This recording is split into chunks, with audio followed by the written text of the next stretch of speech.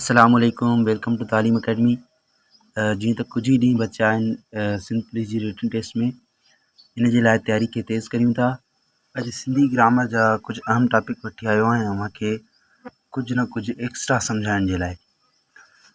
हाणे असलम शींहं जहिड़ो दिलेर आहे, असां इहो सम्झियोसीं त इहो इन खे असां चवंदा आहियूं तशबीह ॾियणु। न सॼे जुमिले खे असां तशबीह ॾियणु चवंदा आहियूं, पर असांखे इहो ख़बर न आहे त इन खे छा चवंदा आहिनि। इन तशबीह वारे जुमिले में जंहिंसां तशबीह ॾिजे उन खे छा चवंदा आहिनि ऐं इन खे छा चवंदा आहिनि, ऐं सभिनी जेके अंडरलाइन वर्ड आहिनि इन्हनि खे छा चवंदा आहिनि। जेकॾहिं तशबीह वारे जुमिले में अव्हां खां पुछनि त जंहिंसां तशबीह असां ॾियूं था, जंहिंखे तशबीह ॾियूं था उनखे छा चवंदा आहिनि, तव्हां मुंझी वेंदा वे। त अॼु जी वीडियो ॾिसण खां पोइ अव्हां इहो सम्झंदा त इन सभिनी अंडरलाइन वर्डनि खे छा चवंदा आहिनि। सभ खां पहिरियों असलम, जंहिंसां माना तशबीह ॾिजे, जंहिंखे तशबीह ॾिजे कंहिं शइ सां, कंहिं साह वारे सां, उन खे छा चवंदा आहिनि। उन खे चवंदा आहिनि मुशब्बह।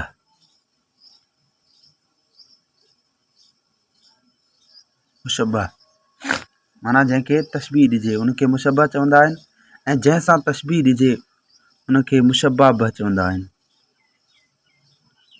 मुशब्बह बह। ऐं जहिड़ो आहे, जहिड़ो माना जेका ख़ासि हिकिड़ी वर्ड यूज़ थिए तशबीह ॾियण जे लाइ, उनखे हुरूफ़ तशबीह चवंदा आहिनि। हुरूफ़ तशबीह, हुरूफ़ तशबीह चवंदा आहिनि। ऐं जंहिंसां हिकिड़ी ख़ासि जेका वर्ड यूज़ थींदी आहे, दिलेर आहे या कमज़ोर आहे या ताक़तवर आहे, उन खे असां चवंदा आहियूं सबब तशबीह। सबब तशबीह। उमेद आहे त इहे सॼा जेके लफ़्ज़ आहिनि उहे सम्झिया हूंदा वे।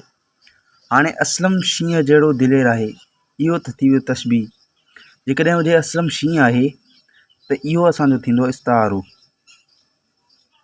यानी असलम शींहं आहे ऐं असलम शींहं जहिड़ो दिलेर आहे, हिननि में फ़र्क़ु सिर्फ़ु इहो आहे त हिन में हिकिड़ी ख़ासि वर्ड यूज़ थियल आहे जहिड़ो, यानी हुरूफ़ तशबीह यूज़ थियल आहे। जंहिंमें हुरूफ़ तशबीह यूज़ थियल न हुजे त उन खे असां इस्तारो चवंदासीं। ऐं ॿिए नंबर ते जेको असांजो पॉइंट आहे त शाइरी में, शेर या नज़म में जेके सिट हूंदा आहिनि, ॿ सिटूं टे सिटियूं लिखणियूं जेके हूंदा आहिनि, उन्हनि खे छा चवंदा आहिनि। त ॿ सिटी लिखणी खे मसनवी चवंदा आहिनि, टे सिटी लिखणी खे हाइको चवंदा आहिनि, मखमस चवंदा आहिनि 5 सिटो लिखणी खे, मुसदस चवंदा आहिनि 6 सिटो लिखणी खे, ऐं तराइल चवंदा आहिनि 8 सिटे लिखणी खे। इन्हनि लफ़्ज़नि खे यादि करे छॾियो। इहे वन लाइन जेके MCQs हूंदा आहिनि इन्हनि में अची सघनि था। हलूं था पार्ट्स ऑफ स्पीच जी तरफ़। पार्ट्स ऑफ स्पीच में सभ खां पहिरियों नाउन। नाउन कंहिं बि शइ जे नाले खे चइबो आहे, ऐं नाउन यानी इस्म जा जेके 3 ख़ासि क़िस्म आहिनि उहे हमेशह ईंदा आहिनि, ऐं उहे असां अॼु पढ़ंदासीं। पहिरियों आहे असांजो इस्म ख़ासि, इस्म आम यानी कॉमन नाउन। उन में कॉमन शयुनि जो नाला अची वञनि था। जीअं इंसान, जानवर, मुल्क यानी कंट्री, ऐं औरत, मर्द, इहे जेके आहिनि आम नाला आहिनि। इस्म ख़ासि में जेकॾहिं इस्म आम में जेकॾहिं औरत आहे त इस्म ख़ासि में इहो थी वेंदो कंहिं औरत जो नालो यानी सारा या कुझु बि, सारा फातिमा या कुझु बि। ऐं जेका कंट्री आहे इस्म आम आहे, ऐं इन जी इस्म ख़ासि जेका थींदी उहा थींदी पाकिस्तान, हिंदुस्तान या ॿी का अहिड़ी कंट्री। ऐं इस्म ज़ात खे एब्स्ट्रैक्ट नाउन बि चवंदा आहिनि। इस्म ज़ात खे इंग्लिश में एब्स्ट्रैक्ट नाउन चवंदा आहिनि।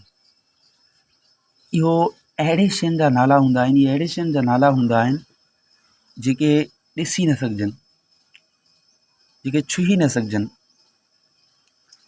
इहे इहे अहिड़े ख़ासियतुनि या शयुनि जा नाला हूंदा आहिनि जिन खे असां छुही नथा सघूं, फ़क़ति उन्हनि खे महसूसु करे सघूं था।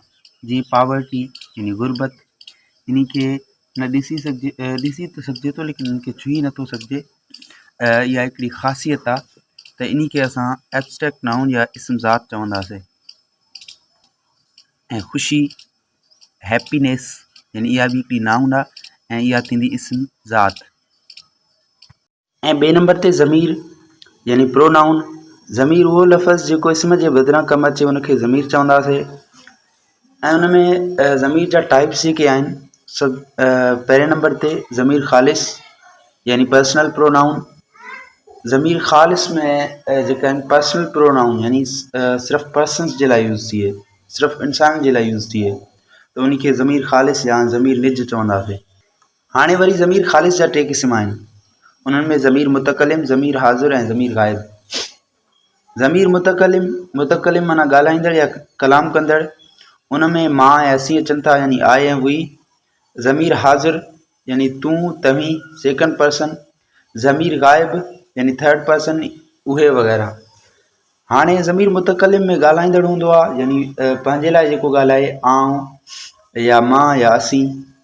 ऐं ज़मीर हाज़िर जेको हाज़िर हुजे, जेको पाण न ॻाल्हाए बल्कि उते हाज़िर हुजे, उहो असांजो ज़मीर हाज़िर थींदो यानी तूं, तव्हीं।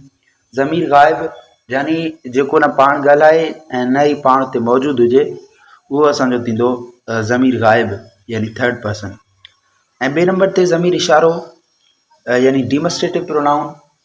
इहो अहिड़ो ज़मीर जेको इशारे जे लाइ कमु अचे, कंहिं बि नाउन ॾांहुं इशारो करे, उन खे असां ज़मीर इशारो चवंदासीं। ज़मीर इशारे में इहे शयूं माना इहे अची वञनि था, इहे उहे। ज़मीर इशारो क़रीब ऐं ज़मीर इशारे यानी डिमॉन्स्ट्रेटिव प्रोनाउन जा ॿ क़िस्म आहिनि।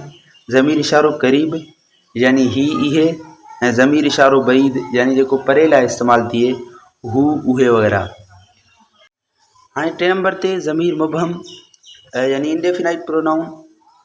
इहे अहिड़ा प्रोनाउन हूंदा आहिनि जेके अहिड़नि क़िस्मनि जे लाइ इस्तेमालु थियनि जिन जी असांखे ख़बर न हुजे त केरु आहिनि,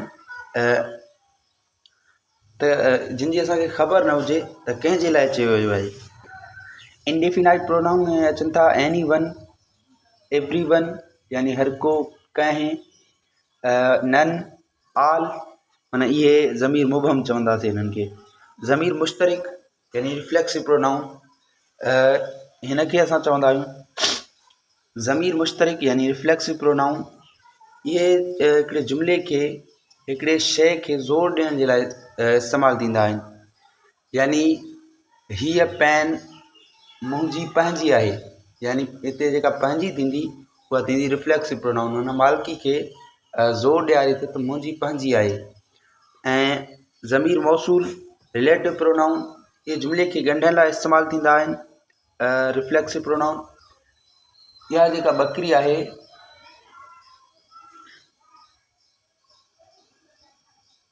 रिलेटिव प्रोनाउन ज़मीर मौसूल, इहे ज़मीर मौसूल यानी रिलेटिव प्रोनाउन, इहे जुमिले खे ॻंढण लाइ इस्तेमालु थींदा आहिनि। यानी ॾिसो त हीअ जेका बकरी आहे जेका कल्ह राति चोरी थी वई, जेका हिते थींदी असांजी ज़मीर मौसूल यानी रिलेटिव प्रोनाउन। अॼु जे लाइ अल्लाह हाफ़िज़, बाक़ी ॿिए वीडियो में पढ़ंदासीं इंशाअल्लाह।